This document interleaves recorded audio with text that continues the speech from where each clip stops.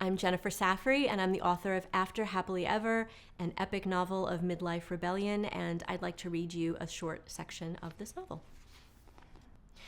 The door to the sitting room slammed open, and a half-dozen large men in armor clattered into the room. All three women pushed their chairs from the table and leaped to their feet. Bri turned her face into her shoulder and held up her arm as a weak shield. Della stepped forward, likely to demand explanation, but Neve pushed in front of her, pulled the dagger from her sleeve, and extended the weapon with her other arm reaching back protectively at her two sisters-in-law. No one breathed for a half-minute, in which time Neve realized these men were King's protection soldiers, but she didn't stand down.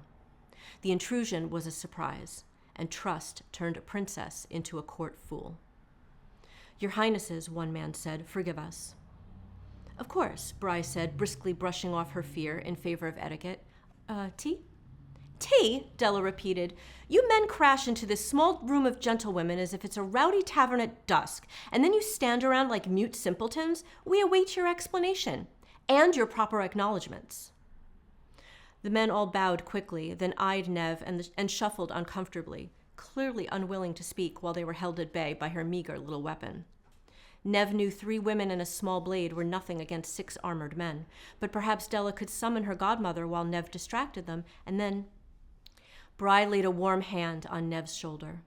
"It's all right," she murmured into her ear. "We're safe." Neve breathed hard. These men easily could carry out death sentences right now if they'd been ordered, and a princess was often the last to know. "They're uncouth and inappropriate," Bri kept whispering. "That's the way of men, but they're the King's men. They take orders from Lucan. They're not here to harm us." She slid her hand to Neve's upper arm, which was still steadily holding her weapon aloft.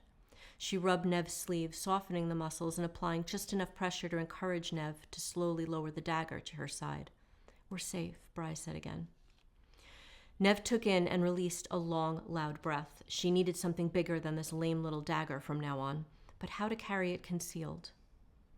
"Your Highnesses," the man repeated, "King Hopkin has taken ill." Neve blinked. "You needed 6 armed men to tell us this?" Della asked. "Hush," Bri said to Della, then to the soldier asked, "How ill?" "The situation is grave," the soldier said. "I don't understand what you say," Bri said. "He was fine this morning.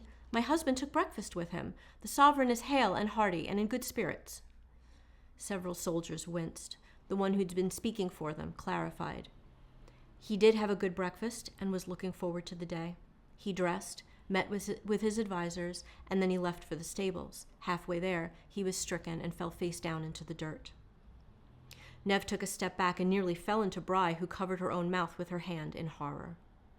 "Have our husbands been summoned?" Della asked. "Prince Brockton was informed immediately, and he has sent for his brothers and for the 3 of you. He said to make haste, but to tell no one of the situation, not even your children. The prince said it is not for Foreverness to know." He paused before adding, in a tone of respect and regret, "Yet." It was a criminal offense to talk of a king's death, but it was near impossible not to when it was imminent. And if it was imminent... Panic gripped Neve's heart. If it was imminent, she would shortly be... No. They would go to the king's side, and he would improve. Sometimes older people fell. Their bones were weaker. It didn't mean they would... "All will be well," Neve heard herself say.